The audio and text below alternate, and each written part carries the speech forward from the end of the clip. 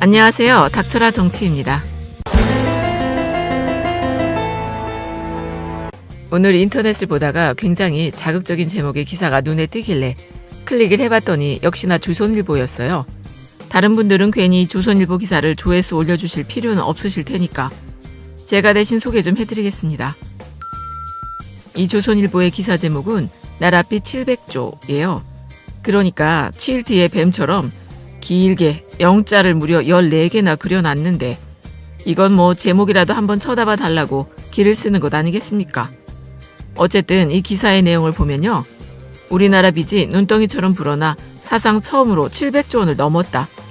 정부의 실제 살림살이를 보여주는 관리 재정 수지는 지난해 1월에서 11월 달까지 기준으로 작성한 관련 통계를 보면은 2011년 이후로 가장 큰 적자를 기록했다.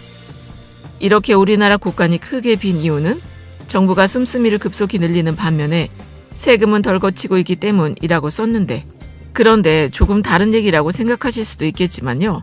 결국엔 다 비슷한 얘기인데요. 세계에서 대표적인 경상수지 흑자국이라면 어느 나라겠습니까? 바로 일본이겠죠? 일본은 매년 경상수지 흑자를 기록하고 있는 아주 대표적인 나라이기도 한데요. 기억하실지는 모르겠지만 경상수지라는 건 상품수지와 서비스수지, 그리고 본원소득수지, 이전소득수지로 나눠지게 되는데 참고로 일본이란 나라는 다른 수지들이 다 흑자와 적자 사이를 오락가락 하는데 본원소득수지만 늘 대규모 흑자를 발생시키고 있어서 결과적으로 봤을 땐 경상수지가 항상 흑자라는 겁니다. 그런데 이 본원소득수지라는 건 이자나 배당으로 얻게 되는 이득이라는 거예요.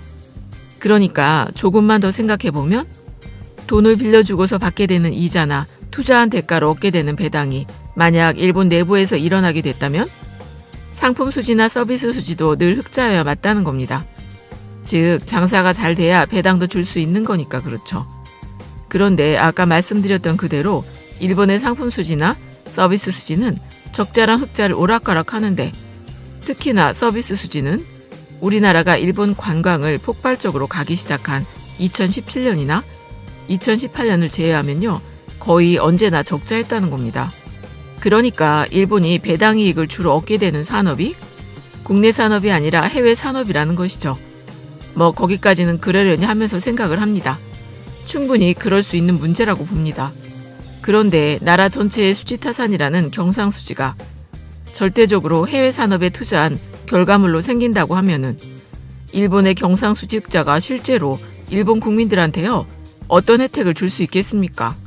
아니 상품 수지나 서비스 수지가 개선이 되면은 거기에 종사하는 국내 노동자나 자영업자들의 소득이 올라가거나 고용이 늘거나 하는 효과를 기대해 볼 수가 있는데 그런데 아무리 많은 돈을 벌어도 해외에서 발생하는 배당 소득이라면 고작 몇몇 사람만 그런 소득을 독식할 수밖에 없는 상황이라는 것이죠. 그러니까 이렇게 한 국가의 경제를 판단할 때요. 단순히 수치가 높고 낮음만 봐서는 아무런 의미가 없다는 겁니다. 그래서 우리나라 빚이 사상 최대다. 올해 예산이 사상 최대의 슈퍼 예산이다. 이렇게 얘기하는 사람들은요. 우리 경제가 한 발짝도 발전하지 않고서 그냥 제자리에 머물러 있거나 아니면 반대로 퇴보하기만 바라고 있는 건가요? 물론 빚 줄이고 예산 줄이는 방법이 있겠죠. 그런 방법이 왜 없겠습니까? 단순히 우리나라 경제 수준이 뒤로 가면 되는데 GDP가 막 마이너스 10%씩 한다면 그에 따라서 당연히 빚도 줄게 될 거고 예산도 줄게 될 테니 하지만 그게 아닌 이상엔 나라 빚이나 예산의 절대 금액을 줄일 방법은 전혀 없다는 겁니다. 참고로 이 그래프를 보시면 하늘색 선이 국가 채무고요. 밑에 깔린 노란색 선은 GDP 대비 국가 채무입니다. 그런데 하늘색 국가 채무선을 놓고 보시면 막 무섭게 나라 빚이 상승하는 것 같이 보이지 않으십니까? 그리고 매해 또 어떻습니까? 늘 역대 최대로 부채가 늘어나는 것이 보여요. 그러니까 이명박 때에도 매년 최고액을 갱신했고요. 박근혜 때에도 항상 최고액을 갱신했어요. 그리고 김대중 대통령이랑 노무현 대통령 때도 마찬가지죠. 그러니까 이거는 아주 당연한 일이라는 겁니다. 그리고 두 번째 자료를 보시면 여기서 초록색 표는 국민 총소득을 가리키는데 어떻습니까? 국가 부채만큼이나 거의 매해 역대 최고액을 기록하면서 돌파하고 있어요. 즉 우리나라의 경제 크기가 늘어나게 되면은 예산도 당연히 늘었고 빚도 당연히 늘었던 것이죠. 그런데 OECD 같은 곳에서 우리나라의 국가 채무가 40% 안팎이니까 아주 안정적이라고 말하고 있어요. 그리고 우리나라의 국가 채무 건정성에 대해선 국제적으로 봤을 때 아주 좋은 나라라는 건 깨시민 분들이라면 다들 아시는 것 아닙니까? 그러니까 조선일보 기자가 그걸 몰라서 그랬나 의심된다는 것이죠. 기자가 바보이던지 아니면 우리 국민을 바보로 봤던지. 그리고 재정적자 문제도 그래요. 국가가 국민들을 상대로 벌어들이고 쓰고 하는 세금이 국가 재정이라는 것인데 거기서 남겨먹어서 흑자를 내는 게 뭐 그렇게 중요한 의미가 있겠어. 차라리 엉뚱한 데다 안 쓰고 국민들을 위해서 쓴다면 세금 좀 못 남겨먹어서 적자가 난다고 큰일이라는 겁니까? 그러니까 조선일보 기자는 문재인 정부가 국민들에게 선심이라도 쓰는 것 같이 포퓰리즘 정책을 펼쳐서 국가재정은 바닥을 내고 나라 빚만 늘어나고 있다고 말하고 싶은 것 같은데 그런데 어떡합니까?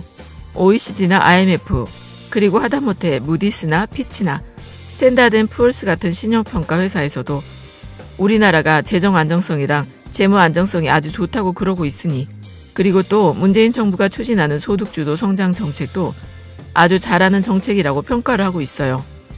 참고로 작년 말 우리나라 외환 보유액은요. 역대 최고치인 4,088억 2천만 달러를 기록을 했는데 이건 또 3개월 연속 최고치를 갈아치운 것이라고 하네요. 그러니까 정부 지출을 좀 늘려보려고 하면 외화가 적다. 나라 빚이 많다라고 하면서 나라 돈 더 쓰면 우리나라가 망한다 아주 망한다 노래를 부르고 있는데 국가 부채를 보면요.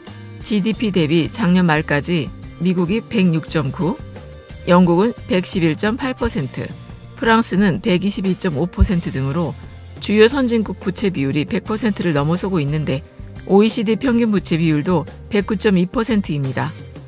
그럼 우리는 얼마나 국가 부채가 많길래 허구한 날 나라가 망한다 해야 될까?